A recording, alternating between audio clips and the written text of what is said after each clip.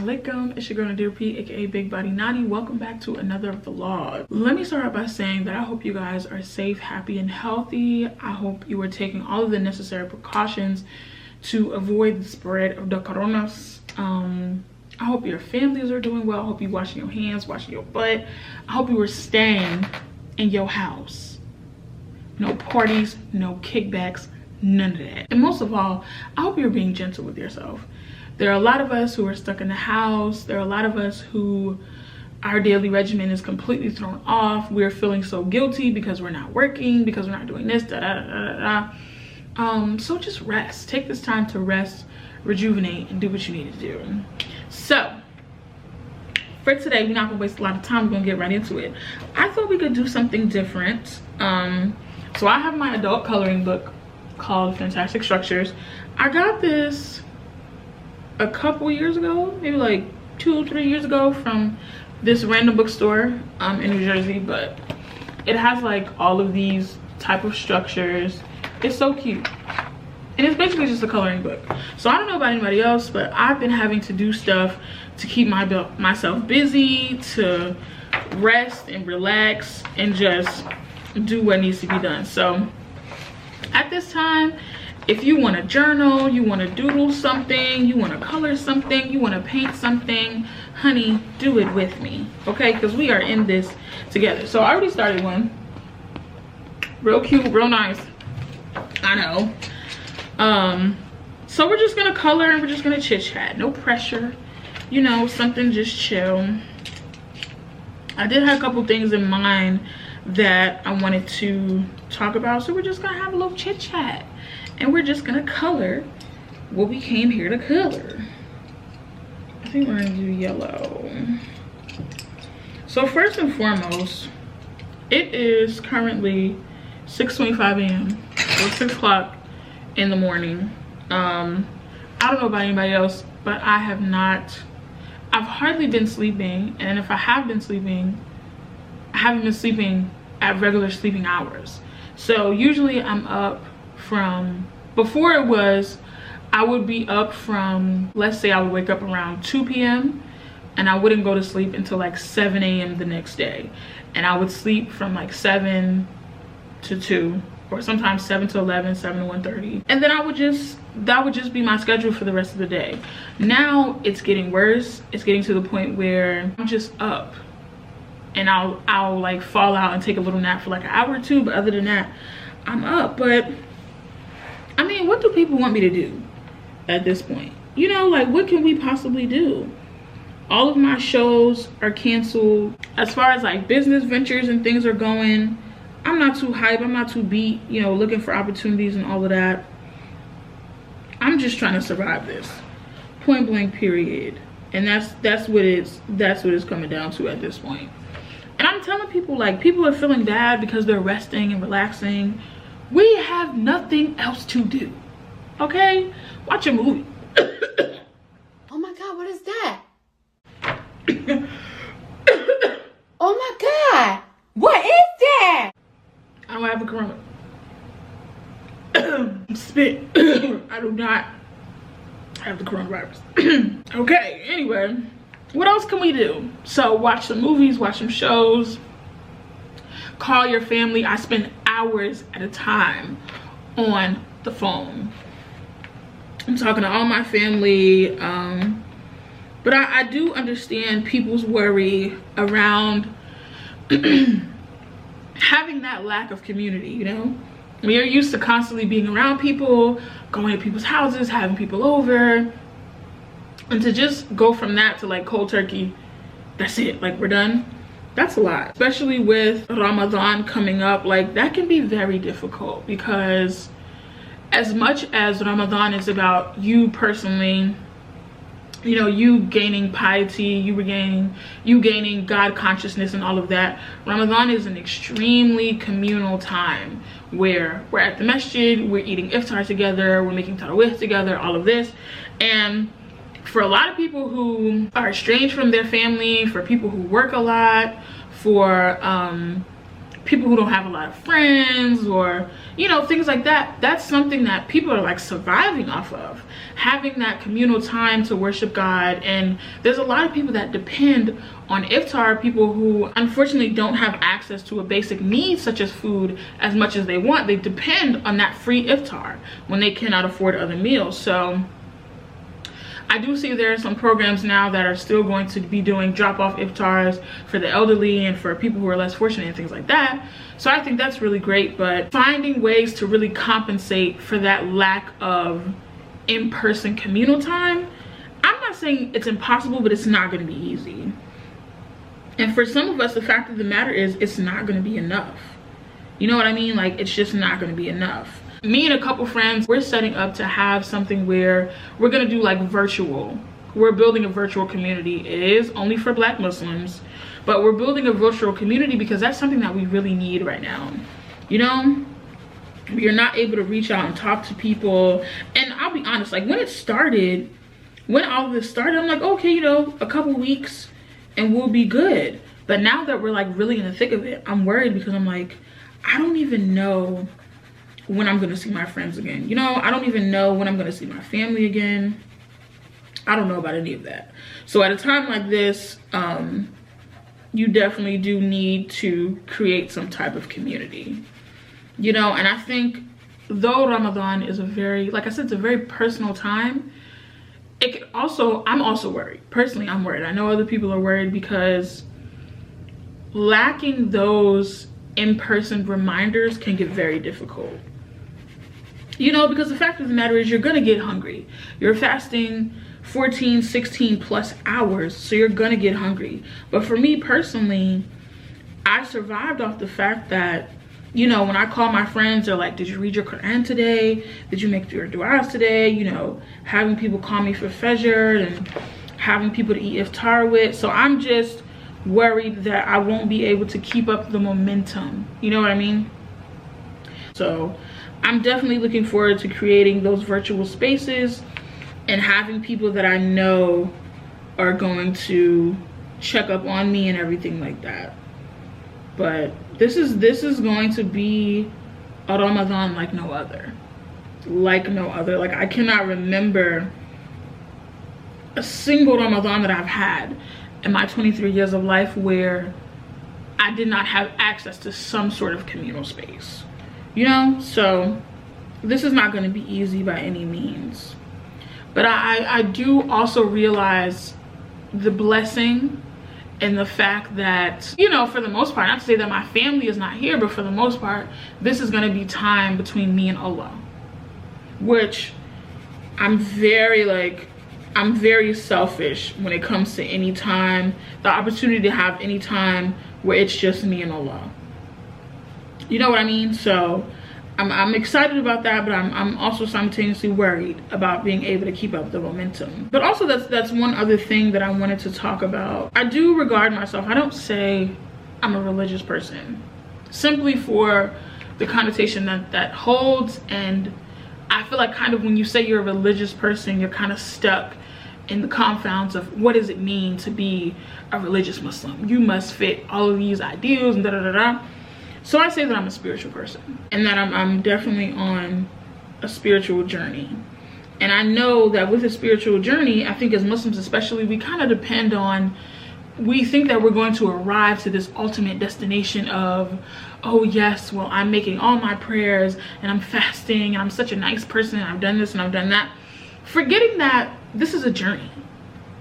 And we strive to be great people, we strive to be amazing people, but this journey is not going to be easy. Allah never said that it was going to be easy.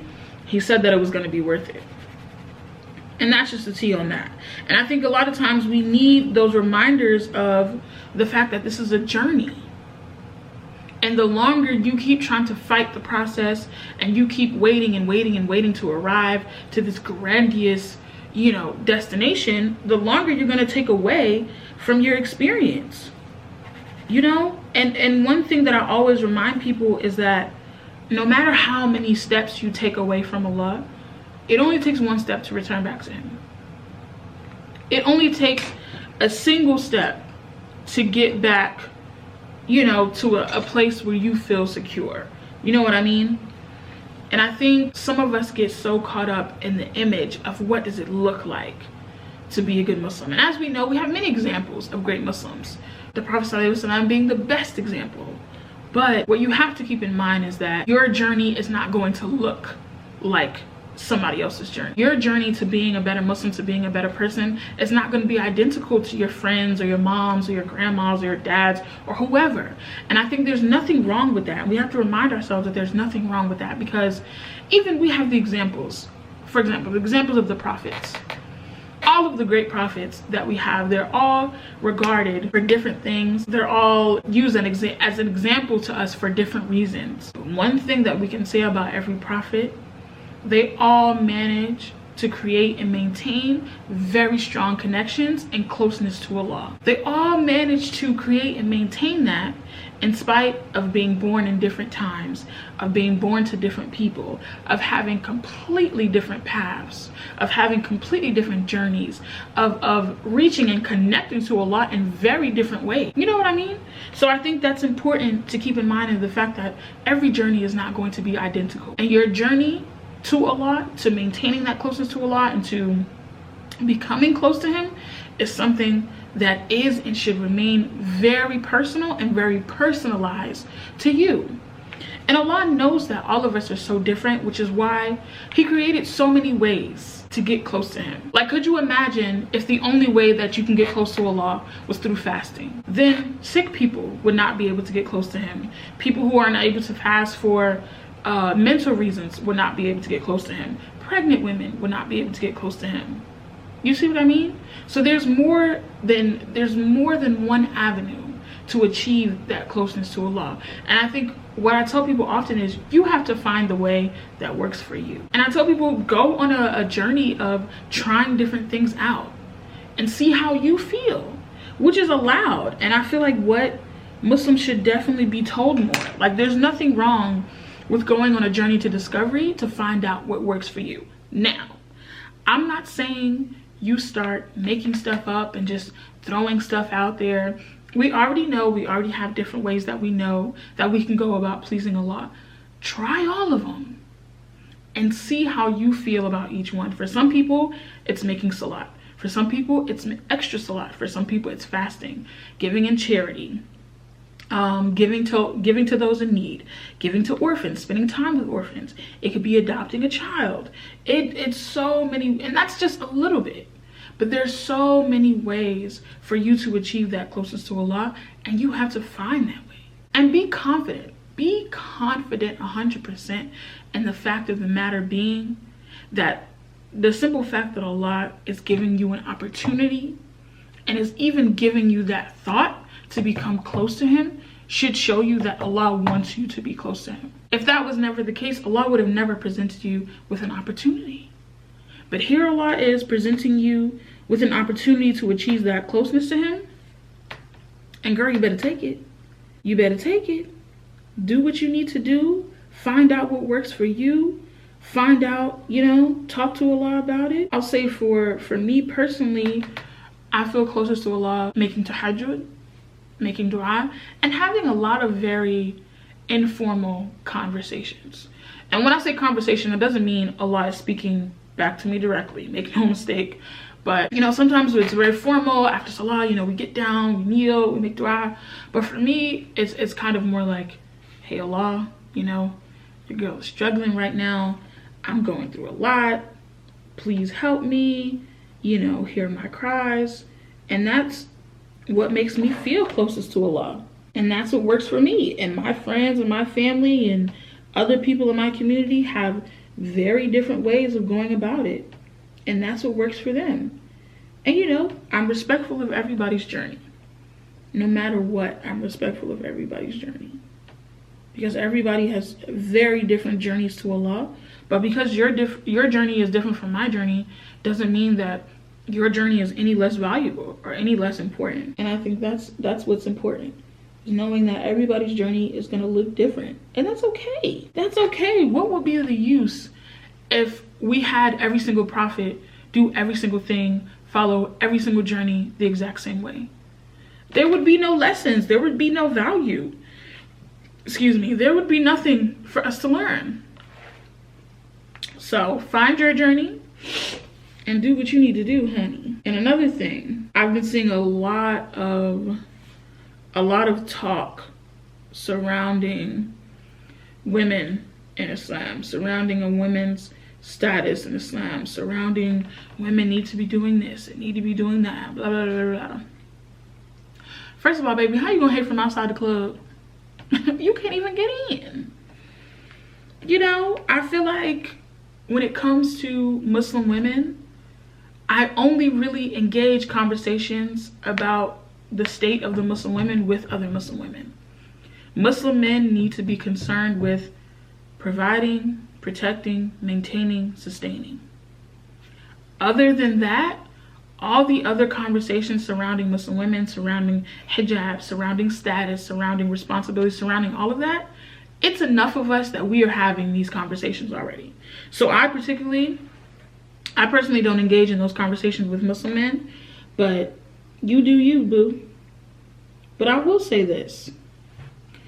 To the people who truly and honestly believe in their heart that a Muslim woman's place, she's just supposed to stay home, she's just supposed to be a wife, she's just supposed to be a mother. And this is not to downplay those roles, because there's a lot of blessings in those roles and there's a lot of responsibility, and those roles are extremely important. And we can see that from the amount of blessings that Allah placed in those roles. But understand, those roles are not what Muslim women are to be confined to, And if you truly think that, it's a bigger issue than you hating women. If you believe a Muslim woman's only responsibility is to be a wife and a mother, and that's it, it shows me that, number one, you don't really know your Lord.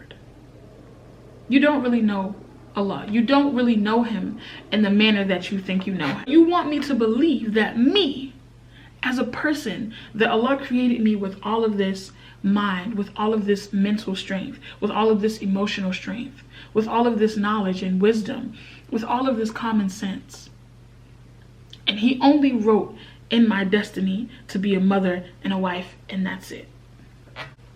If you truly believe that that's a Muslim woman's only job, that is the only place for her, there is no way that you know your Lord. You think too small of Allah if you really feel that way.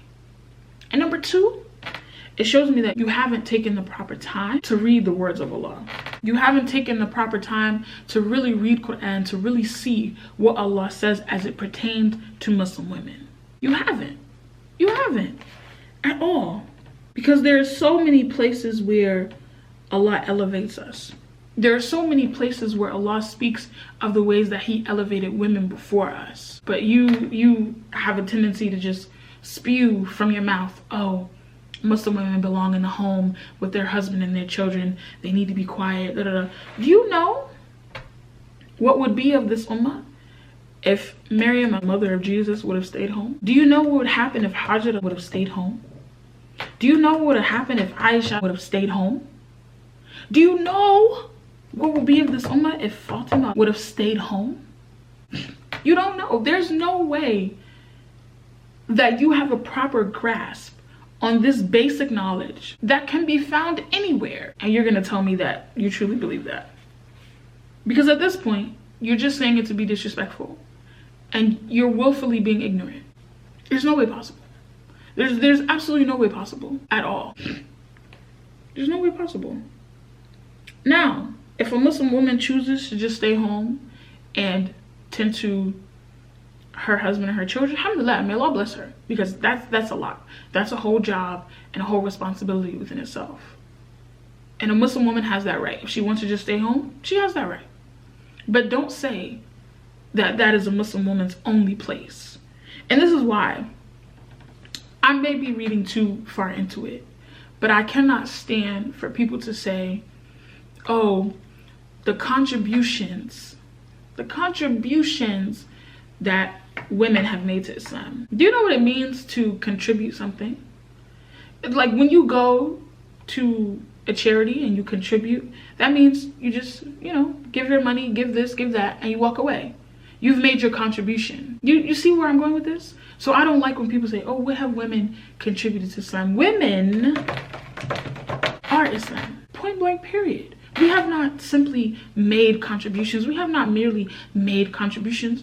We are Islam. That's it, that's all. And I think for Muslim women, it's of vital importance that you learn who you come from, that you read up, that you study, that you become acquainted and close to other Muslim women that are knowledgeable, other Muslim women that know Islamic history, other Muslim women that know what is the what of the who of the what of the what, other Muslim women who have their interpretations of the religion. That is of vital importance, because if you are not careful with all of the misogyny that is unfortunately so prevalent within our communities, they will have you believing that Muslim women are second-class Muslims. They will have you believing that Allah sent Islam for the hearts and the ears of men, and that we just so happen to be eavesdropping and we just so happen to be there. It's not true. It's not true. And it's not a thing of, oh, this has just come about. This has never been true. And if you look at basic Islamic history, if you look at Islam as it has progressed through the years, if you look at Islam now, it has never been a fact. It has never been a thing. Allah did not create it to be a thing where Muslim women are just supposed to be at home with the husband and the kids, and that's it. So Muslim women, bro, learn who you come from, because you too will be asked what you did for your people. So just as much as it is the responsibility of the Muslim man to fight for injustice, to fight in the face of oppression, to do all of this, it is the same responsibility of the Muslim woman. But if you do not know who you come from, you will believe that it is not your responsibility. And we already know about the Muslim women who were physically on battlefields while the Muslims fought. But it is of great importance that you learn of the Muslim women who are not physical warriors, who were spiritual warriors, who were political warriors, who were social warriors, who were religious warriors. You better learn. You better learn, because when I tell you, y'all have the game messed up, you have the game messed up. And that's just the tea on that. Learn who you come from. Learn what your Lord says about you. Go and find for yourself what Allah says about you. And do not allow anyone to convince you that you need to apologize for being a woman, and that Allah made you inadequate, or that Allah made you to be, or that Allah made you less worthy than a Muslim man. Do not allow anyone to even put that into your mind, into your heart, because it simply is not the truth. It simply is not the truth. Do not allow anyone to make you feel like you're a second-class Muslim, or you're not worth it, or you have to apologize for periods and childbirth and hormones and cramps. Not at all, miss. And do not allow anyone to make you feel like you cannot attain knowledge as a Muslim woman, that you cannot be knowledgeable. And our communities have also had a way of downplaying and basically degrading the very knowledgeable women that we have in our communities. You know what I mean? Like a random brother off the street can come inside the masjid and say that he wants to teach a class. They don't check no credentials. They don't even know the brother's real name, and they will give him a class. A sister comes in and offers to do the same thing. Oh, where did you study? Who are you married to? Who's your father? Oh, has she committed this sin or that sin, or who is she? I'm telling you, honey, got the game messed up. No, ma'am. I think we're good. I colored some of that one building, and I feel like that's all I want to do today. And I don't know why I'm getting sleepy. But thank you guys so much for tuning in to another vlog. That is all I have for you today. Don't forget to keep up with me on my social medias. And please do not forget to like, comment, and subscribe. And I will see y'all later. Bye. Assalamualaikum.